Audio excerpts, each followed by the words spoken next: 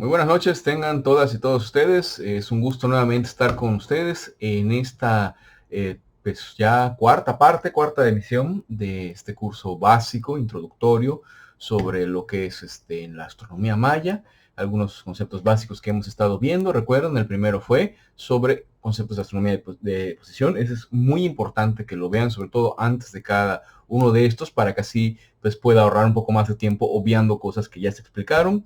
Y los otros, pues bueno, cuando puedan repasarlos, se los agradeceré mucho, porque entonces hay muchos conceptos que igual ahorita voy a ir empezando a obviar en función de que los otros ya están expuestos en videos anteriores. Y finalmente con esto, pues vamos a ir haciendo todavía más amplio este panorama de lo complejo que resulta ser justamente todos estos estudios sobre astronomía maya. Bueno, sin más preámbulo que eso, comenzamos. Hoy vamos a hablar sobre la relación entre la astronomía, los calendarios y al final un poco de la agricultura. Esto lo voy a retomar después en el último, que va a tener que ver con cosmovisión, que también tiene una relación con la agricultura, ya que son puntos que van, al final todos están entrelazados. Nada más que para fines explicativos es que se separan, más bien los separé por capítulos, ¿no? Entonces, básicamente por eso lo hice, pero pues todo esto está entrelazado. Ok.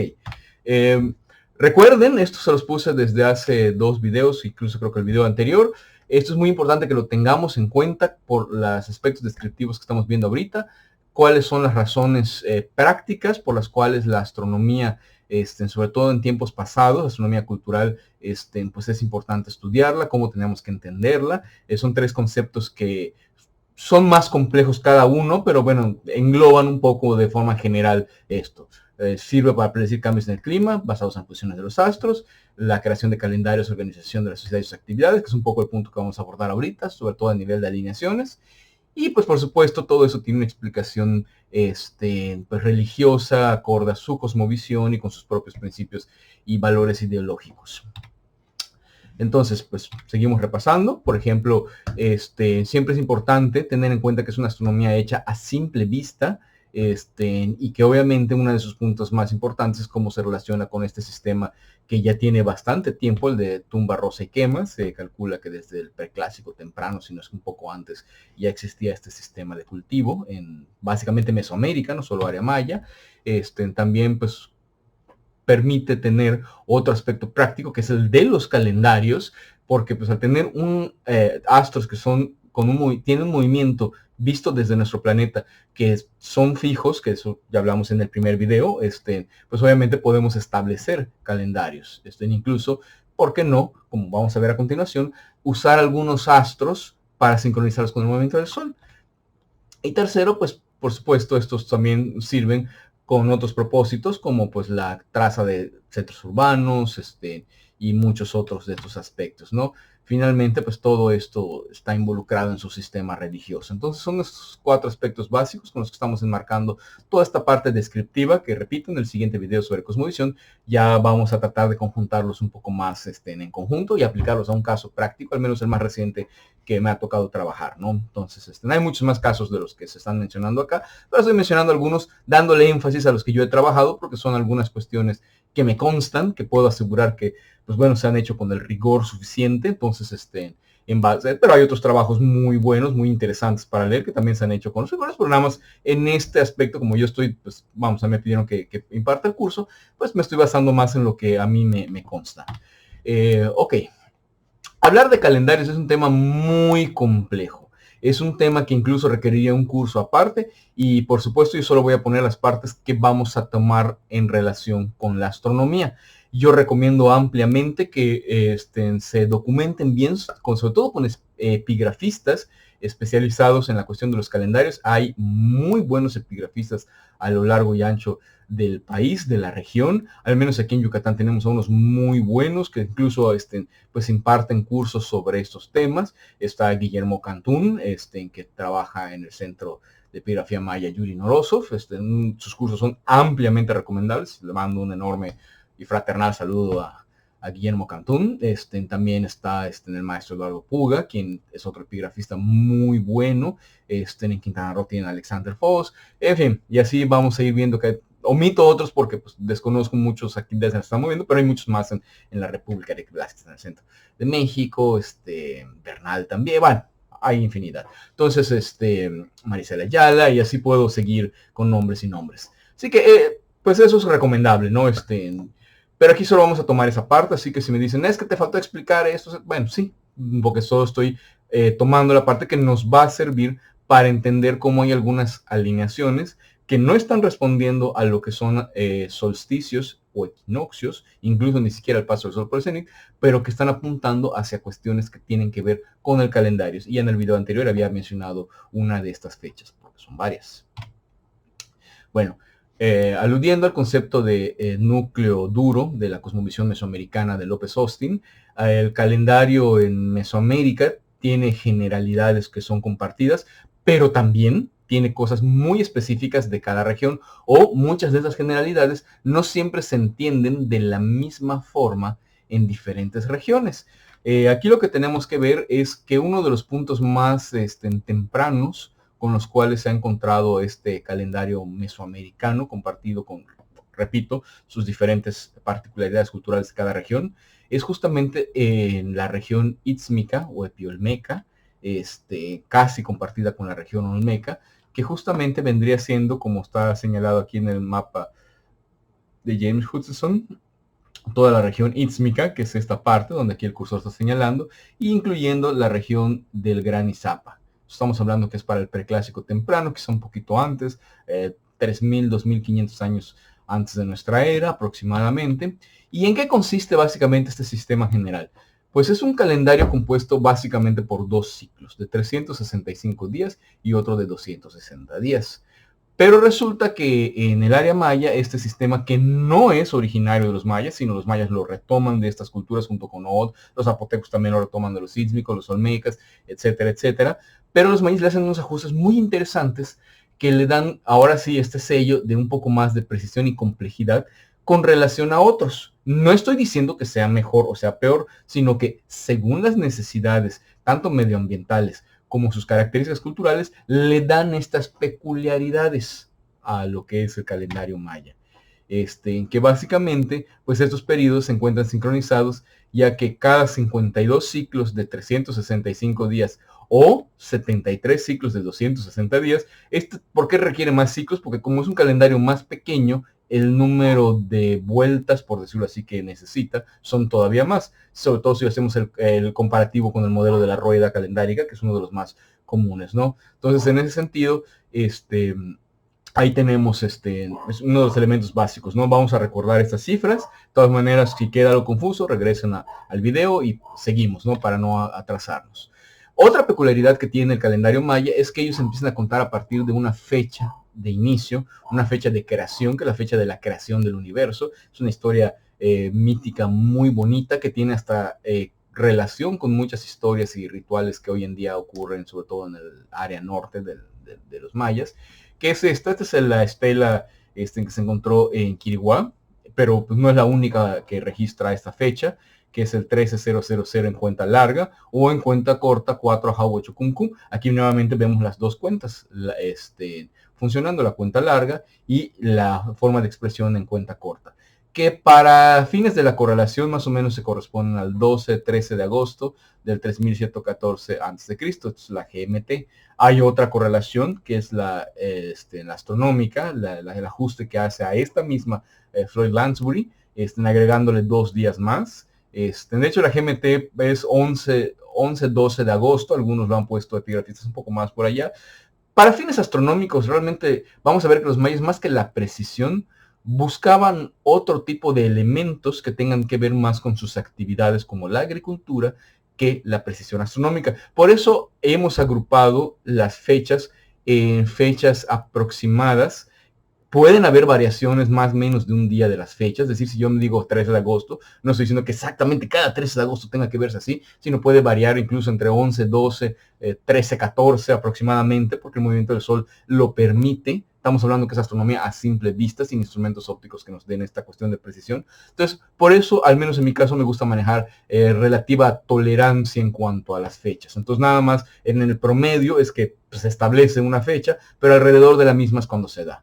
Ok, La siguiente parte pues tiene que ver con este modelo teórico, es decir, no hay ninguna evidencia arqueológica de que haya aparecido unas ruedas en forma de engranaje para contar el calendario. Al menos hasta ahorita no tenemos nada de eso.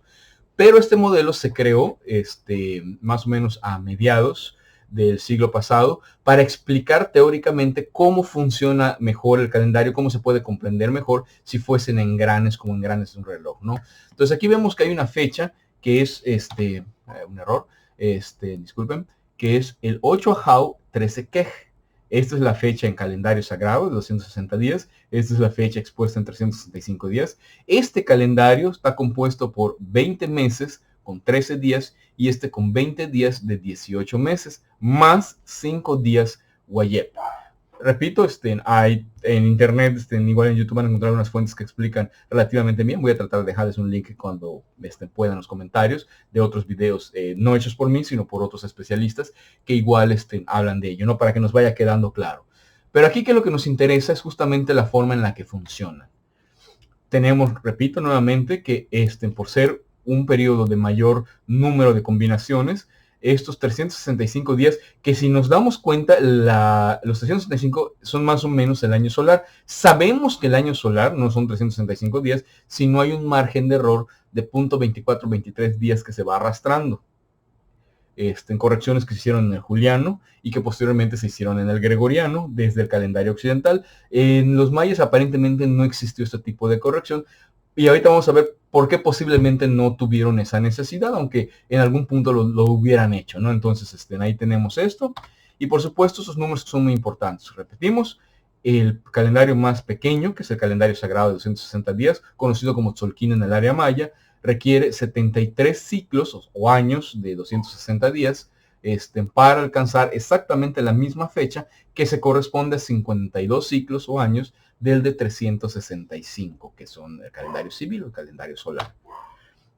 Ahora, ¿de dónde viene este calendario de 260 días? Esto ha sido una de las preguntas más recurrentes que se han dado en la arqueología, sobre todo entre los mayistas y mesoamericanistas, y explicaciones hay un sinfín. Aquí estoy poniendo 4 de las más comunes que se han dado en diferentes periodos de investigación, desde los que apuntan a los periodos de gestación humana, la cual es totalmente errática, desde las explicaciones astronómicas que tienen que ver con la luna, la cual pues cae en el mismo periodo anterior, es bastante errático, no hay una precisión de 260 días, y vemos que en la epigrafía, en lo que los epigrafistas nos van relatando y van encontrando en las estelas, en pintura y otras formas de registro cuando hay fechas, es que sí se están apuntando a ciclos de 260 días exactos. Es decir, por eso es que tanto la explicación de la luna y la de Venus es un poco difícil. La de Venus sí la encontramos en su periodo sinódico, pero no en el periodo siderio. De hecho, el periodo siderio es ya algo más, hasta ahorita solo tenemos evidencia de que haya sido,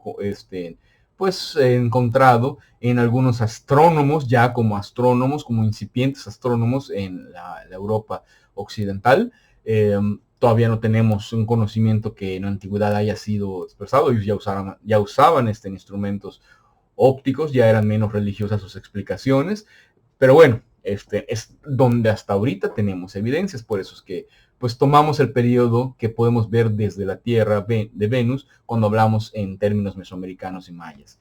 Y por supuesto está esta explicación matemática que tiene lógica, pero no nos dice de dónde viene, solo nos explica por qué aritméticamente es concordante, ¿no? Ya que si nosotros tomamos, por ejemplo, el calendario civil de 18 meses combinados con 20 días más los 5 días añadidos, 360 días, si estos 5 días añadidos los vamos sumando a lo largo de todo este periodo para volver al punto inicial, tenemos 52, o sea, de esos 52 años, tenemos que este acumulado nos da un total de 260. Entonces ahí vemos ya una correlación de sincronía entre ambos ciclos, ¿no?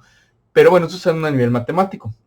Ahora, tomando en cuenta la consideración de que muchos de la escritura y los calendarios vienen de las culturas ítzmicas, el geógrafo Vincent Malmström tuvo una brillante idea. A mí me parece una de las más coherentes explicaciones del origen del calendario de 160 días. No es completamente aceptada por toda la comunidad arqueológica. A mí en lo personal me gusta mucho. Primero porque sí considera la arqueología. Y considera también como geógrafo que es la posición del mismo. Y él empieza a hacer una serie de investigaciones, sobre todo basándose en información etnográfica. Es un poco delicado usar información etnográfica, pero como hay un continuum en Mesoamérica y en el área maya, de alguna manera es un riesgo, pero minimizado. Entonces ahí, y sobre todo si nos usamos las evidencias históricas, vemos cómo los inicios de año entre las comunidades mayas son muy distintos de norte a sur en cada región. Y aparentemente van respondiendo que cada inicio es diferente porque se relacionan, aparentemente, es donde hasta ahorita vamos viendo alguna pista, con el primer y el segundo paso del sol por el cenit, especialmente el segundo paso del sol por el cenit. Y obviamente si tomamos este principio, entonces lo que hizo este geógrafo fue calcular, bueno, si el calendario de 160 días está establecido entre el segundo paso del sol por el cenit y el primero, es decir, cuántos números de días hay para que ocurrido el segundo comience el primero, justamente él propone que eso solo ocurriría en sitios que se encuentren alrededor de la latitud 15 grados, que es la que está con esta línea amarilla, que pues en el área maya tenemos a Izapa, a lo que es Tacalicacbaj, Caminalhuyú, Copán, quizá en sus etapas más tempranas, porque hay una evidencia de cerámica que apunta a que desde el preclásico ya había una ocupación, obviamente no la monumental que conocemos del sitio. Entonces, pues obviamente esto de alguna manera pues parece concordar, ¿no? Porque aquí entonces estamos usando el dato etnográfico, el dato histórico y el dato astronómico que parecen conjuntarse en esta propuesta bastante interesante que en alguno de estos sitios tuvo que haberse originado. Y por supuesto, el segundo paso del sol por el cenit es aproximadamente 12-13 de agosto. Entonces, quizá dentro de esta explicación mitológica, que no es que haya sido una fecha real o haya existido, sino es una cuestión más mitológica, pues hayan elegido alguno de estos sitios tempranos y por tradición se haya quedado. Ya ven cómo en las religiones, incluso aunque no haya una concordancia de la realidad con el discurso, siempre el mismo fervor, la misma fe de la gente hace pensar que uno se ajuste al principio religioso antes que a quien increpa, a quien duda. Lo mismo ya vimos que ocurrió justamente con la reforma del Papa Gregorio. Un grupo de cristianos no les pareció y pues obviamente ellos, bajo su ortodoxia, es que se separan de la iglesia, pues son los cristianos ortodoxos, y ellos siguen todavía con el calendario juliano. Bueno, eso es algo como una explicación, un ejemplo de cómo religiosamente, aunque no tengamos la concordancia con el cálculo, hay quienes se quedan por considerarlo algo divino. Muy bien, entonces vamos a la parte que nos concierne, ya con estas explicaciones. ¿Por qué? Porque en la arqueastronomía de pronto cuando empezamos a buscar y apuntar a encontrar fechas relacionadas con equinoccios y solsticios, con el tiempo se van apareciendo diferentes fechas que no son ni solsticios, tampoco son equinoccios y algunas veces estas relaciones con el paso del cenit apuntan más a principios calendáricos que a cualquier otro principio astronómico. Muchas veces las explicaciones no parecían tener sentido, trataban de relacionarlos con ciclos agrícolas locales, que no estaba mal, pero ante la dispersión de fechas, por ejemplo, en el video pasado hablé de una alineación que se daba en Oxquintoc, por ejemplo, el 9 de octubre y 4 de marzo, en otros casos aparece el 29 de abril y el 13 de agosto, en otros casos aparece, como vamos a ver acá en Monte Albán, el 17 de abril, en fin, fechas que no tienen lógica astronómica y que hay quienes de ahí se basan para decir, no, pues son tonterías esto de la astronomía, o sea, hay una tan dispersión de fechas que pues no.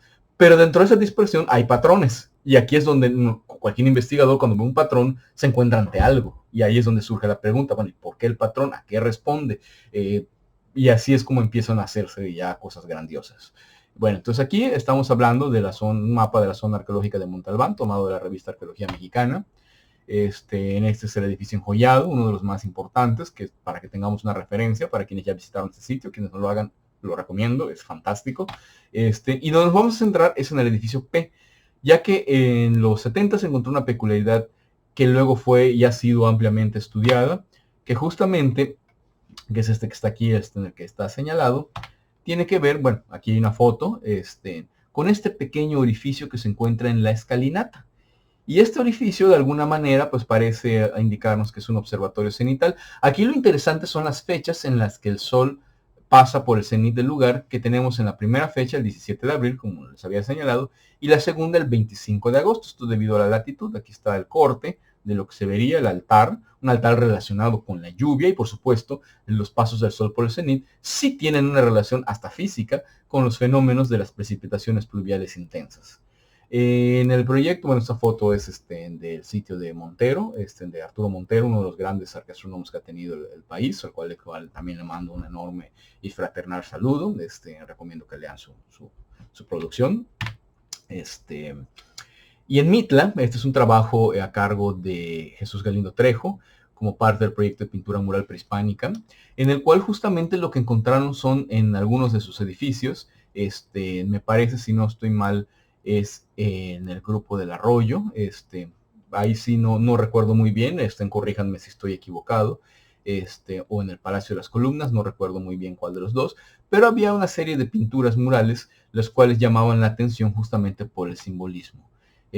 Bueno, es creo que es el grupo del Arroyo, si no me equivoco, pero repito, puedo estar en un error, que dentro de él se encontraron estas pinturas. Aquí está el gráfico, ya que las pinturas en sí están en un estado de deterioro bastante avanzado, en donde se ve la figura de un sol y otra serie de iconografías sugerentes que hablaban de un motivo astronómico. Entonces él, como astrónomo ya bastante especializado en lo que es el área de ciencias sociales y humanidades, pues empezó a hacer el respectivo análisis.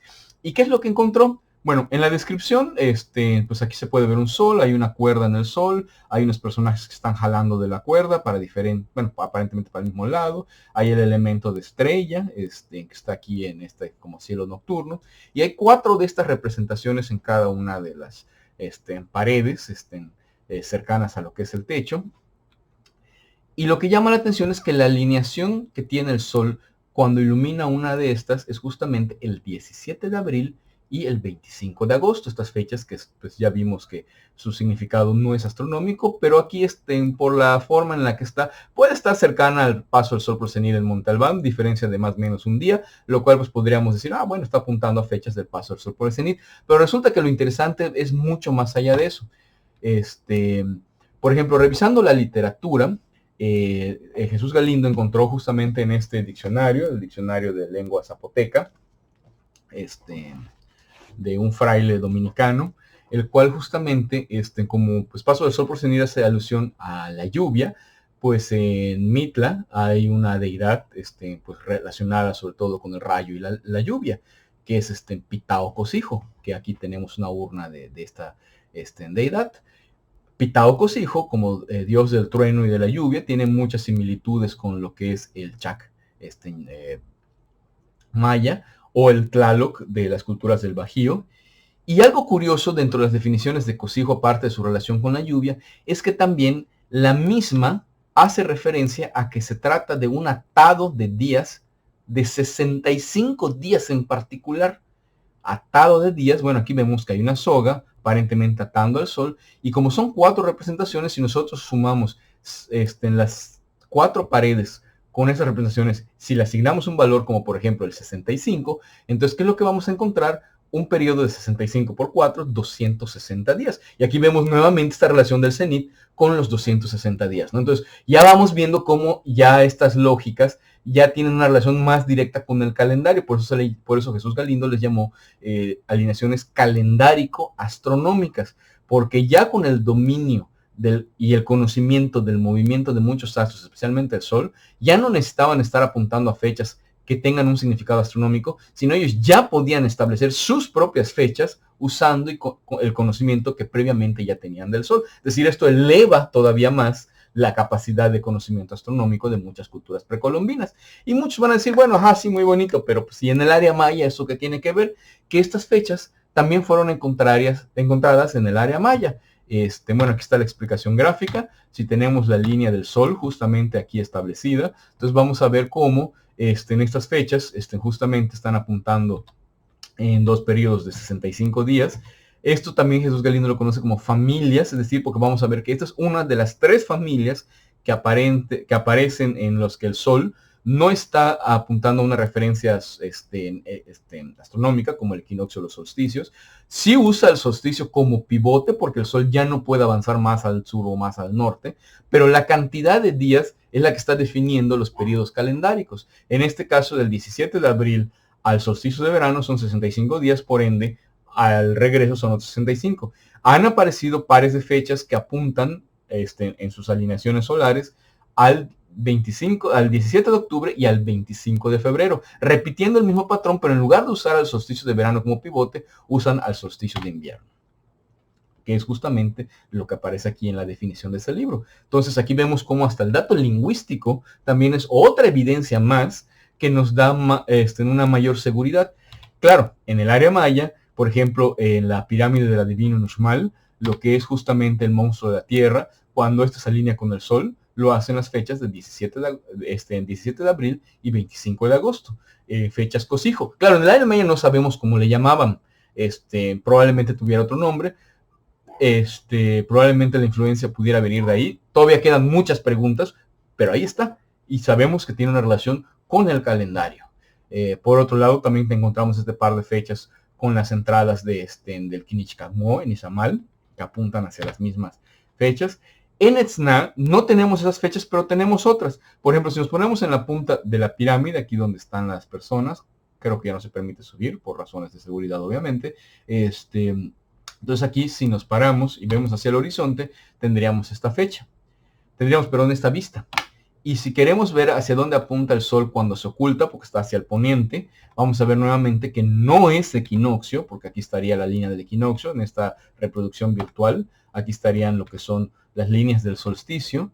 Y justamente cuando el sol se oculte bajo esta pirámide, serían las fechas de 29 de abril y 13 de agosto. Por su cercanía relativa del 17, hay quienes han visto que puede hacer algún tipo de margen de error o relación con la agricultura local, que no está mal, pero también vamos a ver otro patrón, porque si el sol se oculta en esta fecha, vamos a ver que el periodo de días siguiendo el mismo principio, por ejemplo, si tomamos el solsticio de verano, que es el evento solar más cercano, fácilmente detectable a simple vista, porque el equinoccio es muy difícil de detectar a simple vista, no es precisamente el que está a la mitad de los dos.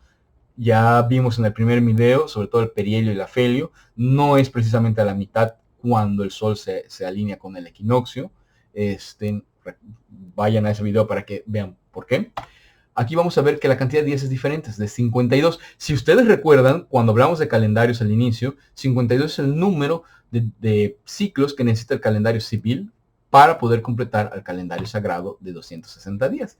Por supuesto, hay otros 52 días de más el solsticio de verano. Tenemos un total de 105 días. Y para volver a repetir todo el ciclo otra vez hasta llegar al 29 de abril, tenemos la cantidad de 260 días. Es decir, en una cuenta de 365 tenemos también, a partir de ese momento señalado por el sol, el calendario de 260 días. Entonces aquí vemos la lógica calendárica que tienen esas fechas. Repito, no apuntan al equinoccio ni al solsticio. Entonces cuando mucha gente encuentra que no están en esas fechas, uno las descarta viendo que no, bueno, y a pesar de que es muy repetitivo este patrón, pues no le había captado esta lógica. Esta propuesta de Jesús Galindo pues ya ha sido muy ampliamente aceptada, incluso hasta por sus detractores, porque se han encontrado en sitios que bueno, pues es el periodo que regresa, en sitios como por ejemplo en la Torre de Palenque, aquí en esta T que representa al viento, Ic, justamente hay pintura mural al fondo y esta se empieza a iluminar a partir del 29 de abril y deja de iluminarse el 13 de agosto. Las mismas fechas ocurren en la parte superior del Templo de los Jaguares en Chichén Itzá, la que está arriba del juego de pelota, la cual en la pintura que estaba al fondo comienza a iluminarse el 29 de abril, termina de iluminarse el 13 de agosto, repitiendo otra vez un ciclo de 260 días el calendario sagrado para que vuelva a darse el principio. Lo mismo con la ventanita en poniente del castillo de Chichén Itzá, que aparentemente no está viendo hacia ninguna estrella, sino es más bien una alineación solar que responde a estas fechas. Este mismo patrón lo encontramos en el caracol, ya sabemos de las concordancias cronológicas, arquitectónicas y por supuesto astronómicas que hay entre Mayapán y Chichén Itzá, aunque aquí como vemos desde arriba el nucleado pues no tenía las ventanitas, no es error de los arqueólogos, estuvo muy bien hecha esta restauración, de hecho una de las más impecables diría yo, y no porque yo haya visto que lo hagan, bueno, justamente porque me consta, o sea, realmente se hizo con elementos in situ y dando una de las más avanzadas que hay. El trabajo de Carlos Peraza, impecable. En eso sí, de reconocer. Y bueno, ¿qué es lo que ocurre? Que justamente si nos vamos a estas fechas, vamos a ver que todo el interior se ilumina a partir, bueno, de lo que es cuando está centrado el 29 de abril y el 13 de agosto. Es bastante común esta fecha. Y bueno, obviamente hay otro par de fechas que apuntan al solsticio de invierno, pero que siguen con esa separación de 52 días. Y por supuesto tenemos las del 9 de octubre y 4 de marzo, como las que mencioné en el video anterior, que son las mismas del 9 de abril y 2 de septiembre. Ambas tienen ya no 65 o 52 días de diferencia, sino que ahorita vamos a ver dónde está el ajuste. En un trabajo que a mí me tocó ahora sí realizar como parte de mi tesis de licenciatura en Oshkintok, justamente no solo en el arco, como ya vimos en el video, o sea, que no es equinoccial, se corresponde también a ¿cómo se llama? En estructura conocida como el Palacio del Diablito, un nombre que ahora no me parece muy adecuado, pero bueno, aquí vemos a este personaje, el personaje central, que se encuentra en esa estructura ya pues en un estado de deterioro bastante avanzado. Esto, pues, así es como se encontró. Y si nos ponemos exactamente aquí a ver qué es lo que él está viendo, vamos a ver esta dirección, que es hasta la estructura más grande, la MA1 de Oshkintok. Y lo curioso es que nuevamente si hacemos esta línea virtual, vamos a ver que aquí está el equinoccio, el solsticio de verano y el solsticio de invierno. Nuevamente no es una fecha astronómica, pero lo que sí vamos a ver es cómo esta fecha también tiene una relación con el calendario y con la sincronía de otro astro muy importante y venerado en Mesoamérica, especialmente en el área maya. Del 9 de octubre, que es cuando vemos el sol acá, vamos a ver que el número de días para llegar al evento astronómico más cercano, fácilmente detectable a simple vista, que es el solsticio de invierno, en el 21-22 de diciembre, es de 73 días. Otros 73 días para regresar al 4 de marzo. Y finalmente, un periodo de 219 días para completar el ciclo. Pero 219 días no nos dice nada. Pero si lo dividimos en 3, son 3 veces equidistantes a 73 días. Es decir, 365 es uno de los únicos números que puede ser divisible, es entre 5 y entre sí mismo, por ser número primo. Y si lo dividimos entre 5, tenemos 5 periodos de 73 días. Y muchos dirán, ¿para qué nos sirve dividir 5 periodos de 73 días? Porque si este periodo lo dividimos, lo extendemos siguiendo esta margen de 73 días, en lugar de solo 5 para el año solar, por 8 veces, por 3 veces más de las 5, es decir, 8 en total, tendríamos un periodo de 584 días. ¿Esto qué quiere decir? Que si a partir del 9 de octubre yo visualizo a Venus, solo haciendo un conteo de 8 veces 73, siguiendo estos periodos, yo al octavo, yo ya tengo otra vez la garantía de que voy a volver a Venus, volver a ver a Venus en un lugar similar al que lo conté originalmente. Entonces, aquí vemos cómo tanto el movimiento del Sol como de Venus están en total sincronía con esta otra variante de las alineaciones calendárico-astronómicas. Entonces, aquí lo que estamos viendo, y obviamente pues este patrón, es lo que veríamos en estas fechas, es muy consistente a lo largo de todo el área maya y Mesoamérica. Incluso hay sitios que tienen 2 o 3 de las familias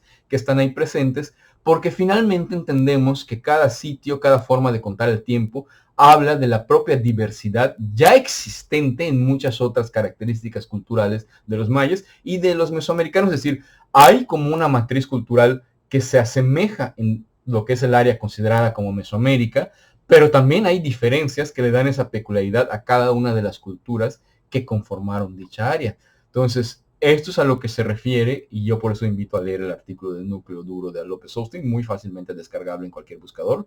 Es así, le pone el núcleo duro de la cosmovisión mesoamericana, creo que se escribió en el 2000-2001. Y bueno, ya explicamos el movimiento de Venus porque 584 días y las representaciones diversas que tiene. Que bueno, esto ya lo vimos en el primer video, así que pues cualquier duda, pues regresemos al mismo para que quede un poco más claro.